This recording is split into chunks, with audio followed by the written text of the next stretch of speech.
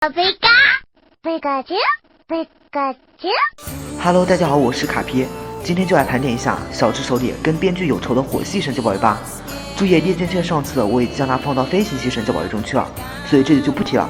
好了，咱们开始。第一只那自然就是喷火龙了。关于喷火龙到底有多牛叉，我已经谈过不少了，相信大家也都听腻了。那么这次就来聊一下它的黑历史吧，嘿嘿。大家应该都知道，喷火龙在是小火龙的时候，曾经被他的训练家抛弃过吧？那个时候的小火龙真的是好可怜啊！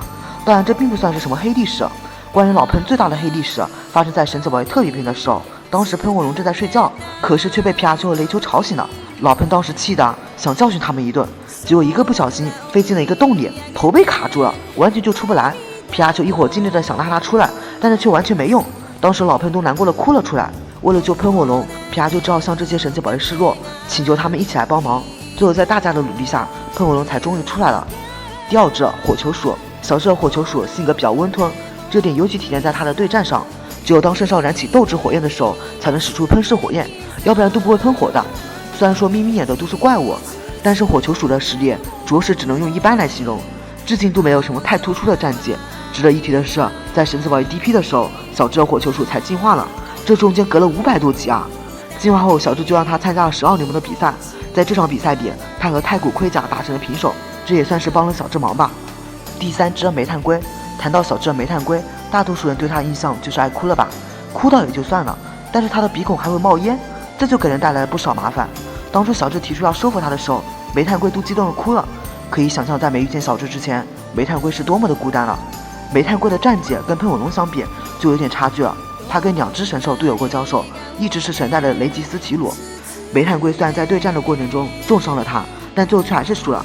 另一只就是噩梦神了，跟这只神兽对决，煤炭龟则是直接被一招秒杀，难得小智特意在12联盟中派他上场啊。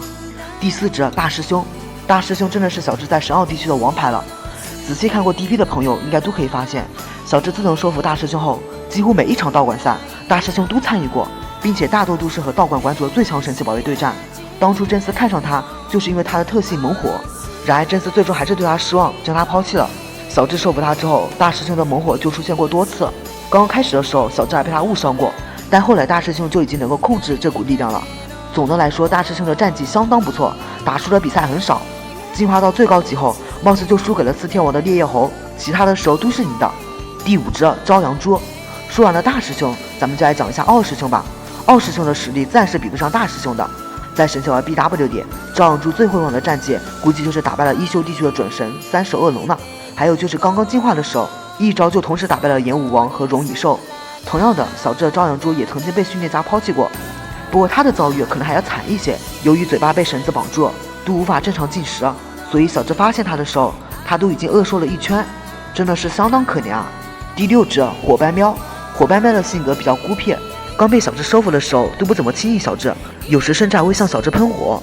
后来在与皇家蒙面人的赤焰咆哮虎的对战中，他进化成了炎热喵。值得一提的是，这次进化后他竟然没有打败赤焰咆哮虎。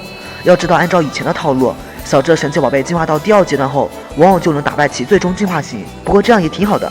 再来谈一下炎热喵的身世吧。炎热喵的身世也比较悲惨，他很早以前就一直与长毛狗相依为命，但是后来长毛狗却因为重病走了，他为此伤心了好久，连喵喵都赶来安慰他。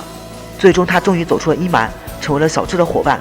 最后问大家一个问题，火斑喵已经进化成了炎热喵了，那么你们还希望它进化吗？